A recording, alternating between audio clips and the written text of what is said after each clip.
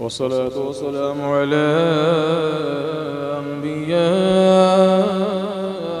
सय्यदुल मुरसलीन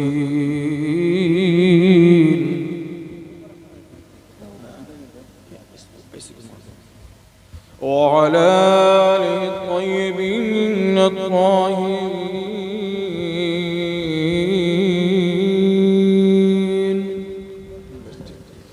अम्मा बअद फ़क़द क़ाल अल्लाहु तबारक व तआला फ़िल क़ुरआनिल मजीद अऊज़ु बिल्लाहि मिनश शैतानिर रजीम बिस्मिल्लाहिर रहमानिर रहीम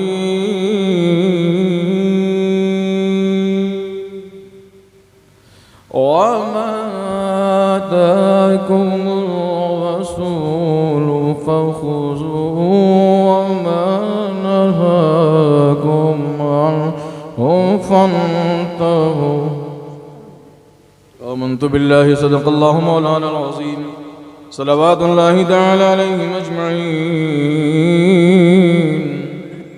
या खुदा आका के दीवानों में कर ले तू कबूल मेरे मालिक शाह अब्दुल बासफ़ा के वास्ते या अब्दुल या हुसैन अल कौम अल मदद या सुल्तानुल आरिफीन अल मदद तेरा दयाल है दारुस्सलाम या ख्वाजा तजल्लियाँ ये नई सुबह शाम या ख्वाजा हमारे दीन के हक़ानियत के दोनों शाहिद हैं मोइनुद्दीन अजमेरी मोहिउद्दीन जीलानी कैसे आकाओं का बंदा हो रज़ा बोल बाले मेरी सरकारों के क्या महकते हैं महकने वाले मुँह पे चलते हैं भटकने वाले क्यों रज़ा आज गली सुनी है उठ मेरे धूम मचाने वाले अस्सलातु वस्सलामु अलैका या रसूल अल्लाह व अला आलिका व असहाबिका या हबीब अल्लाह सल्लल्लाहु तआला अलैहि वसल्लम। ए भैया ये बार बार उठक बैठक मत लगाओ, एक बार में आप जो भी हाजत हो उसको करके चले आइए। आप तमामी हज़रात लायक मुबारकबाद हैं। मिंबर नूर पे जलवाबार मुक़द्दस उलमाए अहले सुन्नत व सादात किराम, ये हमारी और आपकी बहुत बड़ी खुशनसीबी है, सआदतमंदी है। कमाल ये नहीं कि आप आए हो, कमाल तो यह है नबी ने तुम्हें बुला लिया।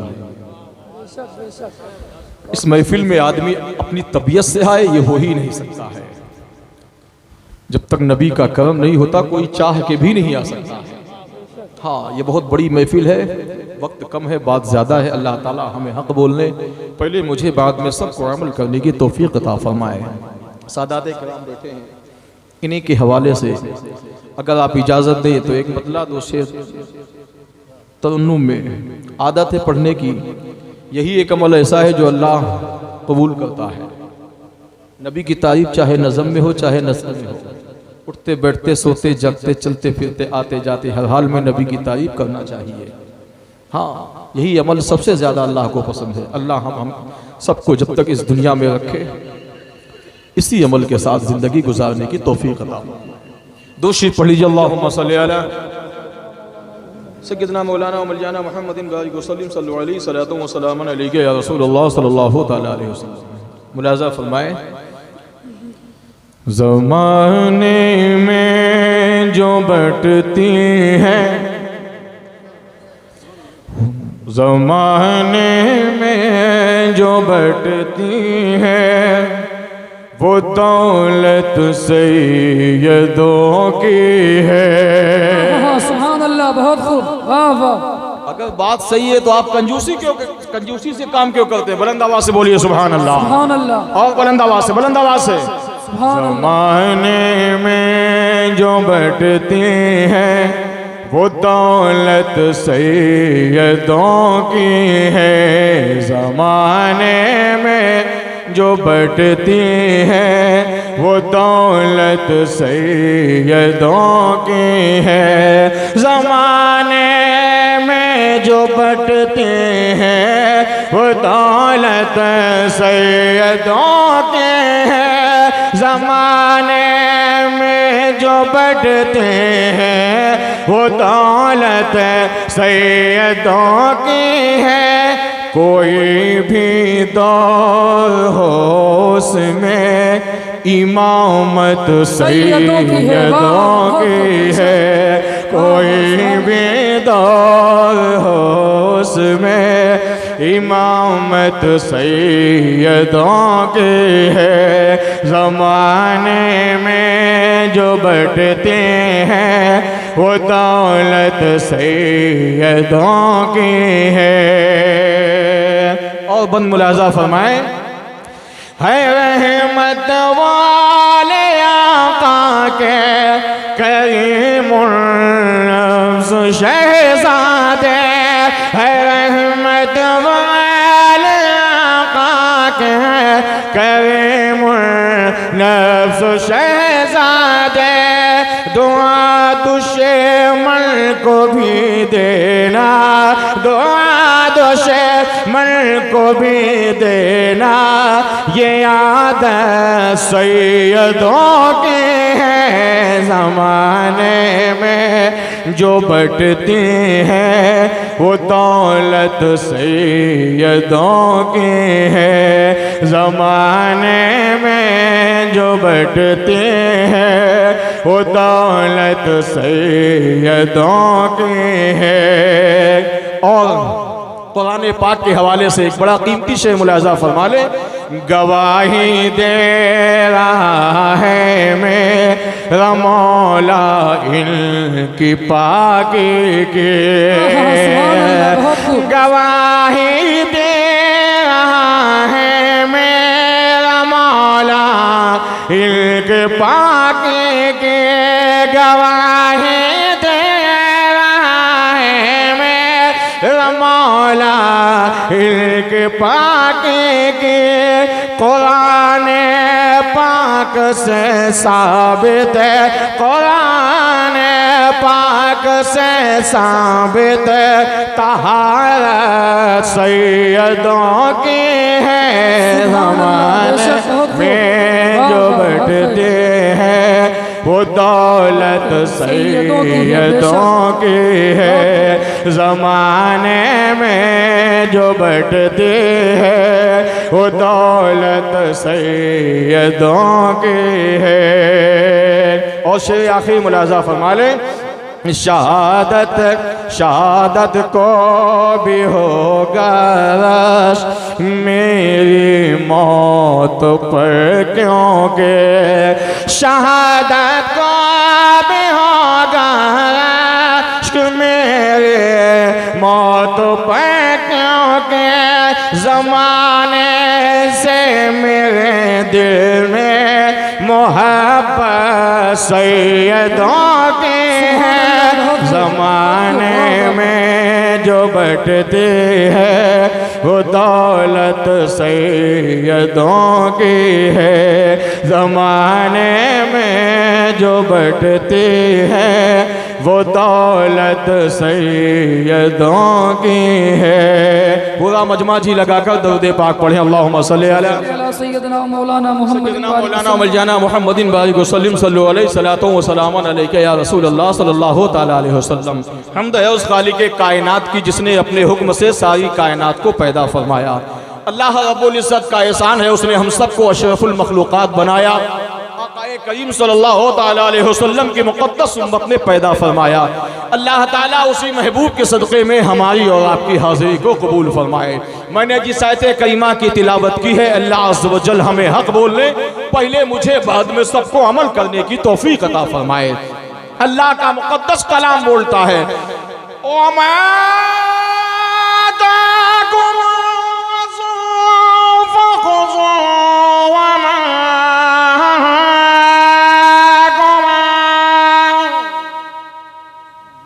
नहीं बोलोगे? जोर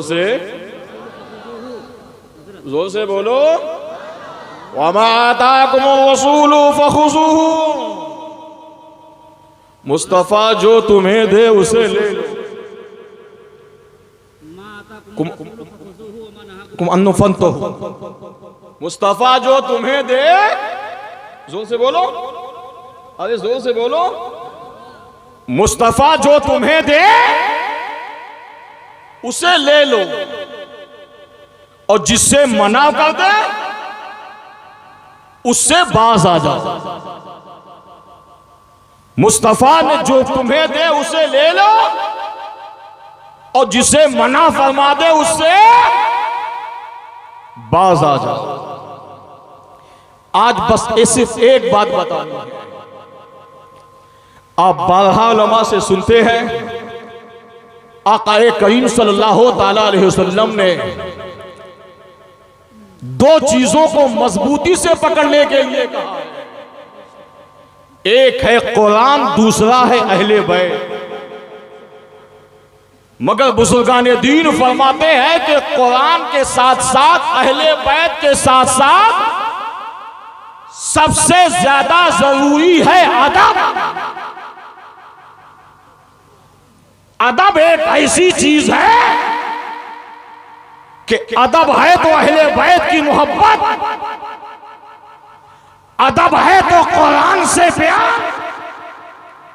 ये सबसे अनमोल नेमत है। आज हमारे आपके अंदर सब है, 99% अदब की कमी है। न बाप बेटे का अदब करने के लिए तैयार, न बेटा बाप का अदब करने के लिए तैयार, न शागिर्द उस्ताद का अदब करने के लिए तैयार। हजरत बाबा फरीदुद्दीन गंजे शकर रहमतुल्लाह ताला अलैह से किसी ने पूछा, ऐ बाबा फरीद ये बताओ आपको ये मकाम कैसे मिला?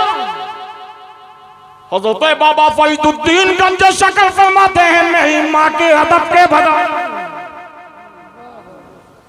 हजरत बायजीद बुस्तामी अल्लाह ताला अलैह से किसी ने पूछा, बायजीद कौन है? एक बुजुर्ग है, वो कहते हैं जिस तरह फरिश्तों में जिब्रील का मकाम है ना, इसी तरह वलियों में बायजीद का, जिस तरह फरिश्तों में जिब्रील का मकाम है, इस तरह वलियों में हजरत बायजीद का मकाम है। इनसे किसी ने पूछा, है बायजीद बुस्तामी आपको मकाम कुर्बियत कैसे? आप फरमाते हैं ये मेरी माँ के अदब की बदौलत। आज हमारे अंदर सब है मगर अदब नहीं है। ए प्यारे इस्लामी भाइयों, आज इस महफिल में आए हो, बस एक पैगाम लेके जाना, अदब करना है, हर हाल में अदब करना है। सहाबाए कराम तो नबी का ऐसे अदब करते थे कि वजू के पानी के कतरे को भी नहीं गिर। बोलो सही है कि गलत? सहाबा इस करते थे नबी का कि वजू का पानी अगर जमीन पे गिरे तो सहाबा अपने हाथ, ये अदब था। और इसी अदब की बुनियाद पर अल्लाह ने क्या से क्या बनाया। समझ गए आप? अदब कीजिए, अदब नहीं करेंगे तो चाहे जितनी तिलावत कीजिए, चाहे जितनी इबादत कीजिए, सब बेकार। हर अमल से पहले अदब जरूरी है। अदब करेंगे तो अल्लाह ताला कतरे से समंदर बना देगा। अदब करेंगे तो जर्रे से कतरा कतरे को समंदर। ये सब अदब की वजह है। आप कहोगे मौलाना इसकी वजाहत, बस एक बात सुन लीजिए, वक्त कम है।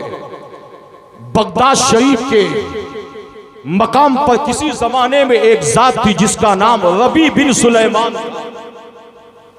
बस बताना यह है कि अदब क्या है, अदब सीख लीजिए, सब सीख जाएंगे। रबी बिन सुलेमान के बारे में किताबों में आया कि आप थोड़े थोड़े पैसा जमा करने लगे। सबक याद रखिएगा, अदब से मिलेगा क्या? अदब कौन सी दौलत है? रबी बिन सुलेमान कहते हैं कि मैं भी थोड़ा थोड़ा पैसा जमा करने लगा। रिश्तेदारों ने पूछा कि अरे रबी आज तक तुमने पैसा नहीं जमा किया और जमा किया, आज जमा कर रहे तो वजह क्या है? रबी बिन सुलेमान कहते हैं कि मुझे हज के लिए जाना है। ये कल के लोग थे जो पैसा भी जमा करते थे ना, तो नियत ये थी मदीना शरीफ जाना। आज नीयत ये होती है कि अगर हम पैसा जमा करेंगे तो हमारी हमारी औलाद अच्छे से मकान, 1 मकान 10 मकान, 1 गाड़ी 10 गाड़ी, ये नीयत होती है। मगर रबी बिन सुलेमान कहते हैं कि मेरी नीयत ये थी कि मुझे हज को जाना है। अच्छा, ये उस जमाने की बात है जब कोई बैंकों की नहीं था। थोड़े थोड़े पैसा जमा करके, पैसा जब जमा हो गया, अब पैसा जमा होने के बाद जो काफिला हज के लिए जाने लगा था, जब लोगों में मालूम हुआ कि फला मकाम से हज के लिए काफिला जाने वाला, रबी बिन सुलेमान कहते हैं कि मैंने उस पैसे को इकट्ठा किया और पैसा इकट्ठा करने के बाद जाकर एजेंट के हवाले कर दिया और करने के बाद उस आदमी ने कहा, उस बंदे ने कहा कि कल काफिला रवाना होगा, लिहाजा कोई सामान सफर खरीदना है तो आज का वक्त है। रबी बिन सुलेमान कहते हैं कि मेरे कानों में ये सदा गई, तो मैं भी हज में जाने के लिए कुछ सामान रास्ते के लिए मैंने सोचा कि कल भर का टाइम में खरीद ले, नहीं कि ऐसा ना हो कि काफिला चला जाए। रबी बिन सुलेमान कहते हैं कि मैं बगदाद की गलियों में गया सामान लेने के लिए। सामान खरीदते खरीदते मैं जंगल में निकल गया। क्या देखता हूं, एक खातून है, उसके सामने एक मुर्दार जानवर पड़ा है। तवज्जो के साथ सुनिएगा, सबक क्या है, अदब क्या है। अदब नहीं रखोगे सब बेकार है। अदब सीखोगे, अदब सिखाओगे तो यहां भी कामयाब, कब्र में भी कामयाब, कयामत में भी कामयाब। रबी बिन सुलेमान कहते हैं कि मेरी नजर ने देखा एक खातून, कड़ी खातून के सामने एक मुर्दार जानवर, उसके हाथ में एक तश्त है, एक कपड़ा है, एक छुरी है। रबी बिन सुलेमान कहते हैं मैं दूर से देखते देखते मैंने कहा या अल्लाह, ये मामला क्या है? कहीं ऐसा तो नहीं कि यह खातून कोई होटल की मालिक, कहीं ऐसा तो नहीं कि लोगों को खिलाती हो। रबी कहते हैं मैं दूर से देखता रहा। थोड़ी देर के बाद मेरी नजरों ने देखा कि वो खातून उस मुर्दार का गोश्त काटा, काटने के बाद एक तश्त में रखा, कपड़ा डाल लिया, चाकू उसी में रखा, उस डलिया को सर पे लेके चली। कहां चली? अपने घर। रबी बिन सुलेमान कहते हैं कि मेरी नीयत ये थी कि मैं देखूं ये औरत करती क्या है, इस मुर्दार जानवर का गोश्त कहां ले जाएगी, कहीं ऐसा तो नहीं कि किसी मुसलमान को खिलाती हो। रबी बिन सुलेमान कहते मैं भी पीछे पीछे चला। जब देखा कि उसका घर सामने आया, मैं एक आड़ में हो गया।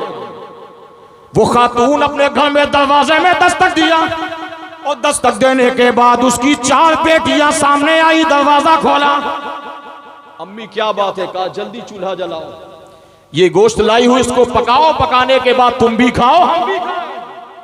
रबी बिन सुलेमान कहते मेरे कानों में ये आवाज गई, या अल्लाह, ये माजरा क्या है, ये माजरा क्या है?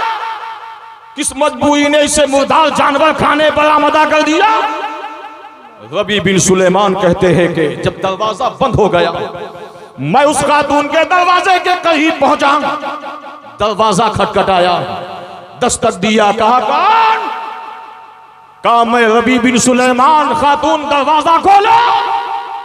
वो मोहतरमा ने दरवाजा खोला। अरे रबी, क्यों आए हो, क्या काम है?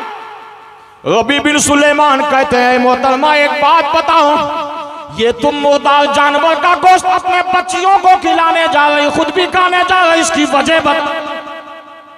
अरे मुर्दार जानवर का गोश्त जान जाने का खतरा हो, कुछ भी ना हो, तब ये है। अगर इसके खाने से जान बच जाए, किस मजबूरी ने तुम्हें ये काम करने के लिए कह दिया है? वो खातून रोने लगी। अदब नहीं करोगे प्यारे, याद रखना बर्बाद हो जाओगे। अदब सीखो। आज कोई अदब शागिर्द निकलता है, उस्ताद का अदब करने के लिए तैयार नहीं है। अब तो ये देखने को मिलता कहीं कहीं शागिर्द खुद ही उस्ताद बन जाता है। मगर याद रखना अदब ही सब कुछ है। हाँ, पहले खादिम बनना सीखो, तब मखदूम बन जाओगे। डायरेक्ट मखदूम बनोगे तो खादिम से भी नीचे। हाँ, अगर कामयाबी चाहते हो तो अदब सीखो। अदब अपने बच्चों को सिखाओ, बहू को सिखाओ, बेटियों को सिखाओ आदब। रबी बिन सुलेमान कहते मोहतरमा बताओ वजह क्या है। वो खातून रोने लगी, ए रबी तुम हमारे बारे में क्या जानते हो, क्या जानते हो? तुम इतना ही जानते हो ना कि ये मुर्दा जानवर का गोश्त मिलेगा इससे। अभी सुनो हमारे लिए ये हलाल है। 15 दिन हो गया, शौहर का इंतकाल हुए, हमारे पास शौहर का दिया हुआ सामान जो था वो खत्म हो गया। अब इसके अलावा हमारे पास कोई चीज नहीं है। रबी बिन सुलेमान कहते हैं वजह बताओ। रबी हमारे ऊपर ये हलाल है इसलिए हमारे पास कुछ नहीं, जान बचाना फर्ज है। 4 बेटियां सामने खड़ी, रबी रोने लगे। कहा मोहतरमा ये खातून बताओ तो तुम हो कौन, तुम्हारा हसब नसब क्या है, तुम रहने वाले, तुम्हारा घर, तुम्हारा खानदान क्या है। अब जुमला सुनो। वो खातून कहती है रबी जानना चाहते हो हम कौन है? कहा हाँ, कहा हम सैयदजादी हैं, हमारे रसूल है, हम रसूल की बेटियां हैं, हम खानदान रसूल की शहजादी है। रबी कहते हैं ओ खातून बस मेरी एक आर्जी कबूल कर लो, दोबारा तुम्हारे दरवाजे नहीं आऊंगा। बस सबक याद रखिएगा, अदब से कहां पहुंचा देगा मालिक। रबी कहते हैं कि थोड़ी देर में आप रुक जाइए, ये खाना बाद में खाना, मैं आपको कुछ तोहफा देना चाहता हूं। वो खातून कहते हैं रबी हमारे दरवाजे दोबारा मत आना, एक इज्जत ही है जो हमारे पास है, इस तरह बार बार आओगे कोई मर्द हमारे घर में नहीं, मोहल्ले वालों को क्या जवाब देंगे। रबी कहते हैं बस खातून हमारा बस एक तोहफा कबूल कर लो, दोबारा तुम्हारे दरवाजे हम नहीं आएंगे। रबी कहाँ गए? जहां हज का पैसा दिया। यहाँ लोग हज के लिए न जाने कितनी मुद्दतों से तारजू करते हैं, मकान बेच दे, दुकान बेच दे, कल्याण बेच दे, मदीना शरीफ। रबी बिन सुलेमान कहते हैं कि मैं हज के पैसा जहां मेरा एजेंट था वहां चला गया। मैंने पूछा ए भाई लाओ मेरा पैसा दो। एजेंट कहने लगा पागल तो नहीं हो गए, अभी तो तुम मदीना शरीफ जाने के लिए इतने दिन से मुझे पैसा जमा कर रहे थे, अब कहो मेरा पैसा दो, तुम्हें हो क्या गया है? कहा मैं कुछ नहीं जानता, मुझे मेरा पैसा वापस दे दो। मुख्तसर ये कि रिश्तेदारों ने कहा भाई इसको पैसे ने अंधा कर दिया, लालच नहीं, ये नहीं जाएगा, दे दो पैसा। दिया गया। रबी पैसा लेके घर नहीं गए, बाजार गए, कपड़ा खरीदा, दाल खरीदा, आटा खरीदा, उसके बाद एक कपड़े में लपेटा, जो पैसा बचा उसी कपड़े में रख दिया। रखने के बाद एक पोटली बना लिया, सैयदजादी के मकान में दस्तक दिया, कहा दरवाजा खोलो। सैयदजादी ने दरवाजा खोला। दरवाजा खोलने के बाद कहा खातून ये तोहफा कबूल कर लो, अब मैं दोबारा नहीं आऊंगा।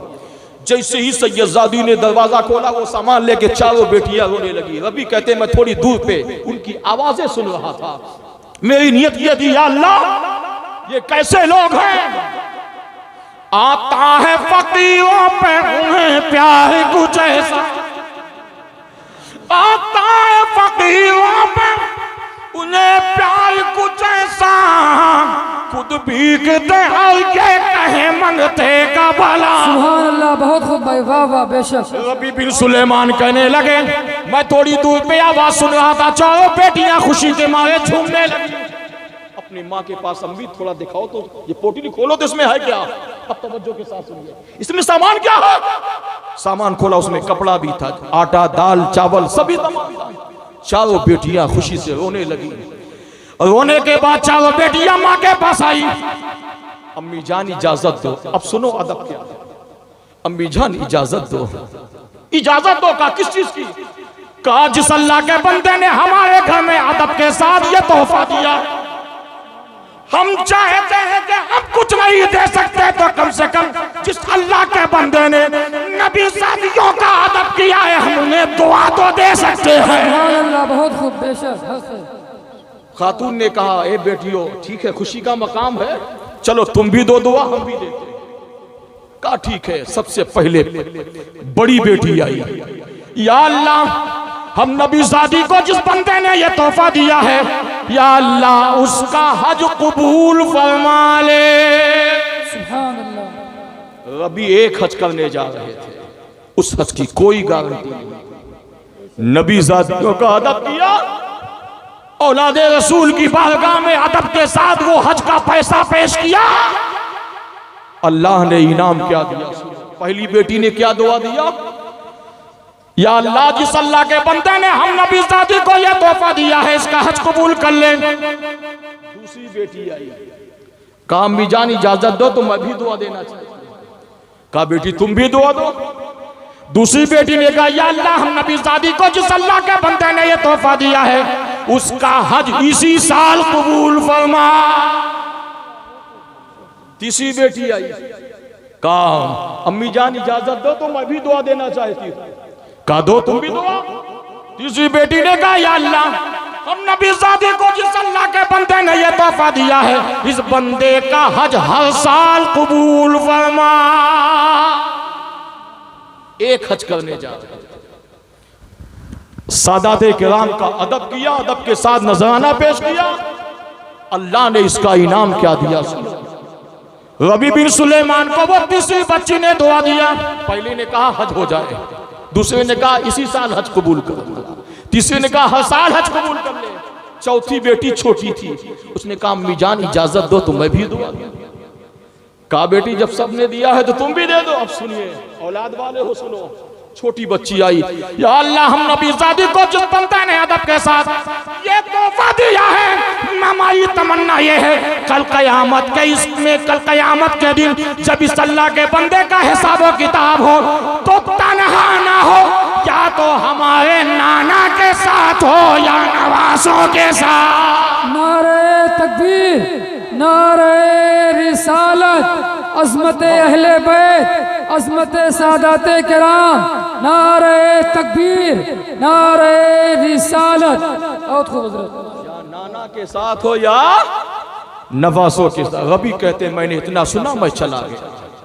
अभी घर पहुंचने ही वाला था, तवज्जो के रास्ते में एक निदा सुनी मैंने, है कोई जो हाजियों का इस्तकबाल करने के लिए साथ में चले।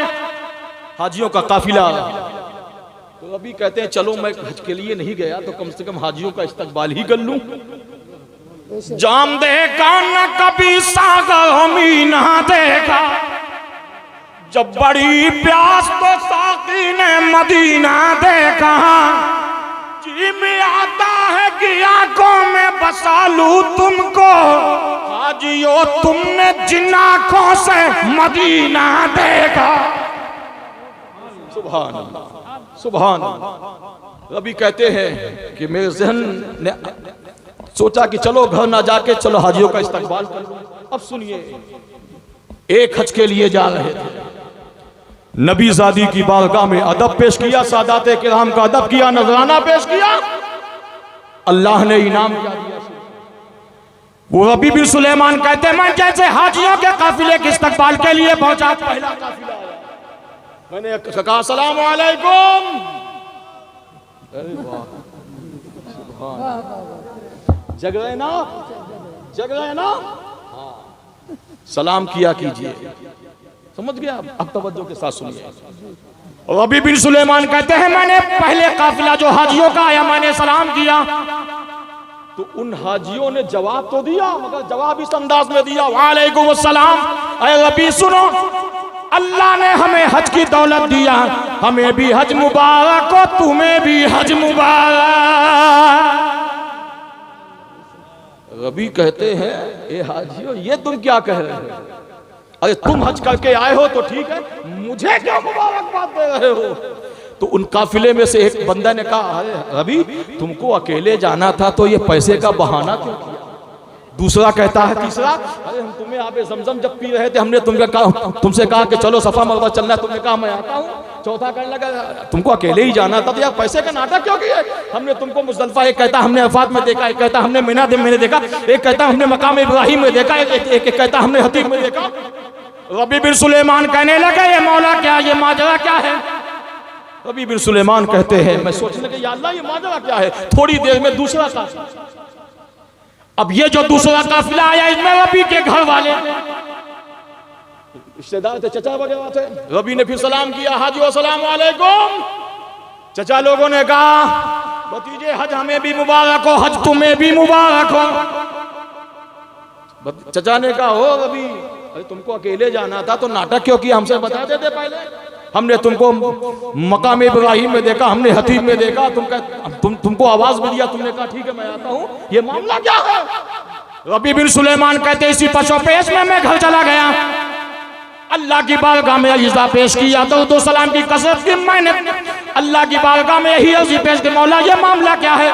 जैसे ही आंखें बंद हुई क्या देखता हूँ, आक़ाए करीम सल्लल्लाहु तआला अलैहि वसल्लम तशरीफ लाए। रबी कहते मैंने सलाम किया, सलाम करने के बाद मेरे आका ने जवाब ये दिया है, रबी तुम्हें हज मुबारक। अब मुस्तफ़ा ने कह दिया तो मोहर लग गई।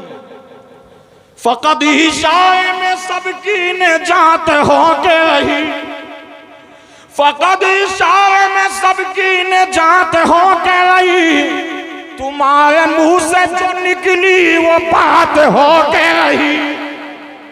ना तो नबी की जात का कोई जवाब है, ना ही नबी की बात का कोई जवाब है, ना ही नबी की शान का कोई जवाब, ना ही नबी के खानदान का कोई जवाब। रबी बिन सुलेमान कहते हैं कि आका करीम सल्लल्लाहु तआला अलैहि वसल्लम कहा, रबी खुश हो जाओ, तुम अल्लाह ने तुम्हारा हज कबूल कर लिया। अल्लाह अल्लाह, अदब करो। ये अदब इतना बड़ा मामला है कि मैं बता नहीं सकता इसका इनाम कितना बड़ा है। हाँ, अदब जो सीखेगा वही कामयाब होगा। इलाहाबाद में एक बुजुर्ग है, सूफी साहब किबला, सूफी सुल्तान मियां साहब किबला, वो कहते हैं कि अदब का मर्तबा तो इतना है कि हर छोटा बड़े को सलाम करे। और जब तुम किसी, अच्छा होता यह है कि जैसे कोई पढ़ा लिखा ज्यादा है, कोई उम्र छोटी है, मगर कोई बेचारा बूढ़ा देहाती किसान का वो पढ़ा लिखा कम है, तो पढ़ा वाला क्या समझता है, ये तो जाहिल आदमी, इसका अदब मैं क्या करूं। जबकि बुजुर्गान दीन फरमाते हैं कि अपने से बड़े का अदब किया करो। सूफी साहब किबला फरमाते हैं जब तुम्हारे दरमियान कोई बड़ा आ जाए तो ताजीम के लिए खड़े हो जाओ। कहा इससे फायदा क्या होगा?